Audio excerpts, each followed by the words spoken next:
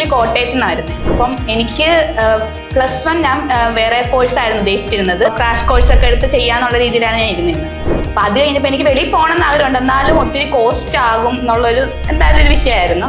അപ്പോൾ ഇങ്ങനെ ജർമ്മനെ കുറിച്ച് ഞാൻ കേട്ടിട്ടുണ്ടെങ്കിലും എനിക്ക് കൂടുതൽ ഹൗസ് ബിൽഡിങ്ങിനെ കുറിച്ചൊന്നും അധികം അറിയത്തുണ്ടായിരുന്നില്ല. ഞങ്ങളപ്പോൾ ആദ്യമായിട്ട് ഇവിടെ ഫസ്റ്റ് ഒരു സ്ഥലത്ത് വരുന്നതും കാസ്പിയിൽ തന്നെ ആദ്യമായിട്ട് വരുന്നത്.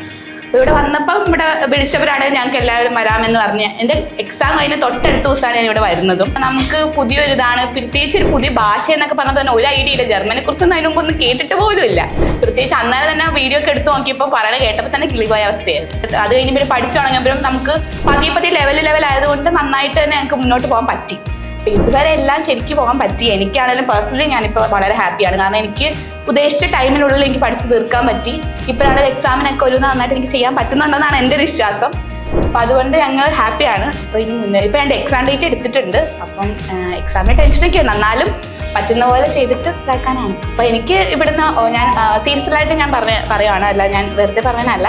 എനിക്ക് എല്ലാം എനിക്ക് എന്തൊരു ഡൗട്ട് ഉണ്ടെങ്കിലും മിസ്സിനെ ആണെങ്കിലും സാറിനെ ആണെങ്കിലും എല്ലാ ടീച്ചേഴ്സ് എന്ത് ചോദിച്ചാലും അപ്പം തന്നെ ഞങ്ങൾക്ക് അതിനുള്ള തരാറുണ്ടായിരുന്നു.